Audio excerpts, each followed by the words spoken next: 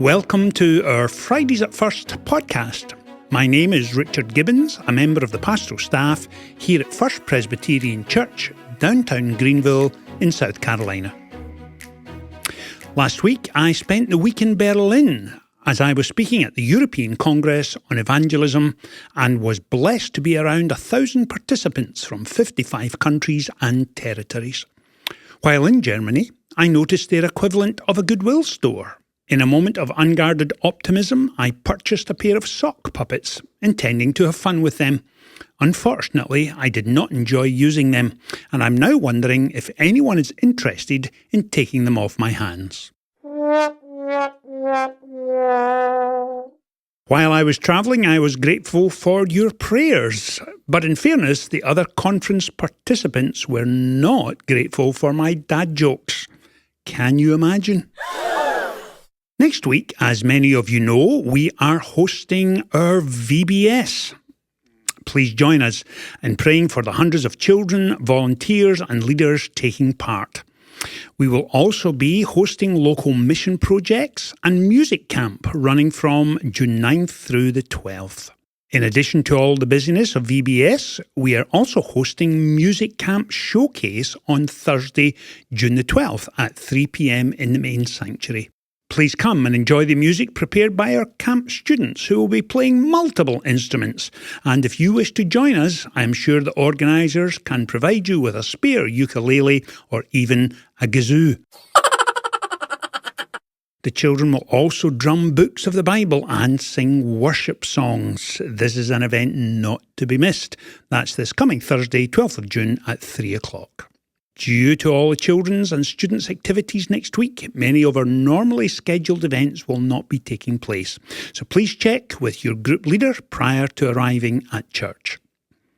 My Wednesday lunchtime Bible study will not be taking place as Fellowship Hall will be transformed into an old marketplace in ancient Jerusalem.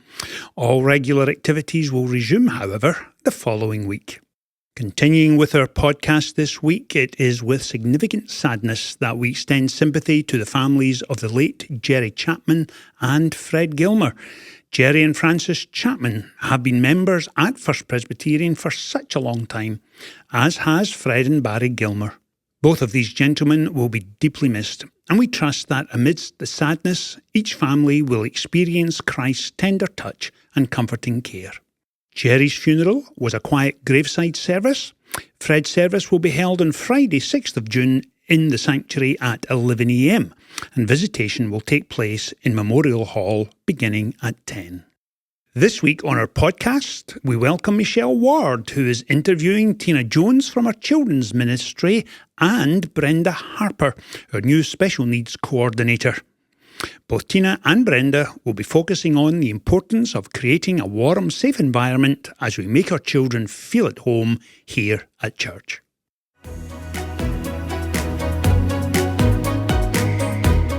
Well, thank you, Richard, and happy Friday, everyone. I am so excited to welcome today's guests. We've got Brenda Harper. Brenda is our new special needs ministry coordinator. She's been consulting with us kind of behind the scenes for the last several months, and she is also joined by Tina Jones, our wonderful children's ministry director. Welcome back, Tina, and welcome, Brenda. Thank you. Thank you. We're so glad to have you here. And this is such an exciting ministry that has been it's been in the works for several years, but it's really been something that our team has been dedicated to just expanding on and reaching out to the community with those with special needs and families, and really also getting our congregation involved. Is that right, ladies? Absolutely. Well, so Tina, I'm going to talk to you first. Tell our listeners just kind of who may not know exactly what the Special Needs Ministry is and why we're working with us right now. Well, honestly, it's just a ministry to just focus on our participants here, members, guests, who might need a little extra support, Right. In any way, shape, or fashion. It's a way to love on them and their families. This might happen on Sunday mornings, Wednesday nights, or any special event that we have. Right. The church is supposed to be a place for everyone, but from my experience with working with certain families that have children or young adults with special needs, it doesn't always feel that way. Sometimes people will say, oh, my child was too loud and I felt embarrassed, or my child wasn't welcomed because they couldn't do along the things. And I think that's the exact opposite of what a church should be. And I think I'm so thankful that we know that and that we recognize that. And obviously for people like you two who are trained and well-versed in that. So, Michelle, that's what actually drew me to First Presbyterian. The leadership has such a heart and a passion for individuals with disabilities that it's pretty amazing and it's very exciting. So tell me about that. You said that the heart of the church and the people here in the leadership. What is your background in? My background is working with both public education in public schools as well as Christian schools in special education, but also throughout the years I've been involved in a volunteer basis with special needs ministry, starting as early as when I was 14 years old. My father's a pastor, and I just started working with children that had special needs and needed a place in the church community. And so it's something I've grown up with my entire life, and it just continued to this position, which I've loved doing. That's great. Well, gosh, Brenda, so yeah, we're so glad you're with us, and you're consulting with us, but you're also going to be our special needs coordinator here, and we're so excited about that because you're working on a lot of new things that are coming up, and we're going to get to that. But Tina, one thing that I wanted to note is we're a culture city inclusive venue here at First Presbyterian Church. Can you tell our listeners what exactly that means? Well, for sure. Not all disabilities are visible. Right. And our church is more than just a church for worship on Sunday. We do host a lot of events here. Concerts, dances. There are a lot of features to those that might involve strobe lights or even bright lights or loud music or even a big crowd. And some of that bothers people. Oh, yeah. 1 in 4 people, in fact. 1 in 4, I was going to say. And so it's very common. And this is something where we want to love on people where they are. And this is one way we can do that. Acknowledge that we understand this might be hard for you. How can we come alongside you so that you can attend and participate, so that your family can attend and be a part of this? And so that's just one of the main reasons we decided to go for certification and training and just accommodating and providing a way. And that might include a bag that has, earphones or a fidget spinner or a cue card that would even let a child or an adult tell someone how they're feeling by pointing to that. Absolutely. Visual cue card. Also, safe spaces or places they can go to be a little more quiet. And I know we actually had to do that at Night to Shine. Someone was having a seizure, I remember. And so having a spot for them to go to while they received the medical care they needed.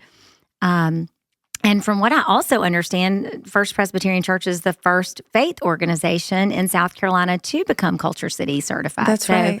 That's really exciting. And the training is not difficult. You really just need a heart and I guess a brain, I would say. Yeah, just a passion for it. And I really hope to see more churches getting on board with that so that these families can come and worship. Absolutely. All right. So Brenda, tell us, you're working up some wonderful things, some new events, some things that we've been doing. Can you tell us a little bit about what's coming up here? Well, our next special event, is in Vacation Bible School, of course, and we'll be having buddies available for Vacation Bible School, but we'll also be adding a quiet space or a sensory space, just like we did for Night to Shine, so that children that need that space with a buddy or without a buddy are able to take advantage of it. We also have our buddy break coming up in July. July 25th will be our next buddy break, where parents can come and have a night to themselves while their children are well taken care of, having a wonderful time playing with friends. And then we're excited to be partnering with David's Table, another disability-based ministry in the area, to have an event for adults in either June or July. We'll be working to have a respite event for adults, and so their caregivers can also have a break, a time away, and so that the adults themselves can fellowship with one another and have another opportunity to engage in community. That is, David's Table is just probably one of my favorite organizations. And I just found this out today. So I was so excited to find out that we're partnering with them. I have some very good friends who are involved in David's Table who have been asking for more community. So that's going to be really cool. Well, how do we need volunteers? What do we need in terms of our help from our congregation and just even maybe somebody who's listening? Yeah, volunteers are always something that we need. Anybody that has a heart and a passion for children and adults with disabilities, we need volunteers that can help at Buddy Break and on Sundays, as well as we'll find more about what's needed for the David's Table Partnership. Okay, yeah. Those guys have so much fun. Tina, is there anything you can think of that you would ask for? Do we? Well, yeah, I would say Brenda's spot on. We definitely need people. We like to provide a one-on-one for every child that comes and every adult that comes, and even for the siblings who show up. We want to give them one-on-one attention. And then I'll just say to potential volunteers, training is offered. We are right there alongside you, and Brenda's phenomenal at that. No fear is needed because we are all doing this together. It is really so fun. It is so fun. I look forward to those nights.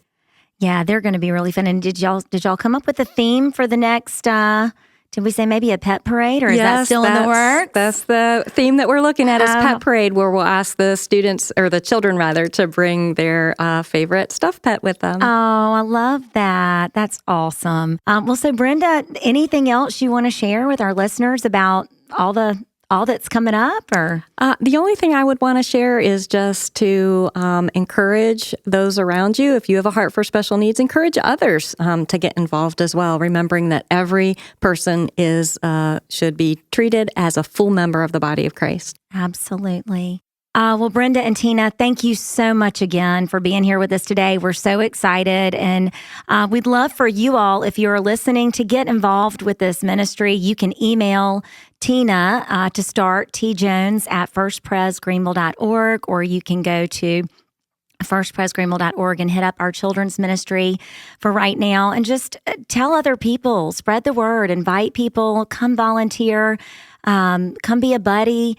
There's just so many ways for you to get involved, but just come be a part of it.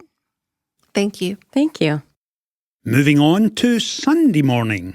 This week we will be celebrating communion at all three services and continuing to explore the epistle of 1 Peter under the overall title of What Do We Believe?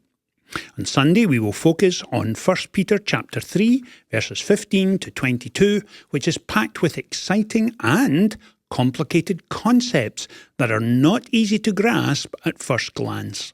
Please take a moment and read through this passage as you prepare to join us for Sunday morning. Meanwhile, I trust you have a great weekend and look forward to welcoming you on Sunday. Oh, one last thing. P.S. I will be in Scotland next week with 39 congregants and 2 sheepdogs, and there will be no Fridays at First. The sheepdogs are for rounding up the congregants and getting them in and out of the gift stores, restaurants and restrooms. I will be back in the church office on Thursday, June 19th, a little jet-lagged after a week of translating Scottish to English, but I will nonetheless be pleased to be home.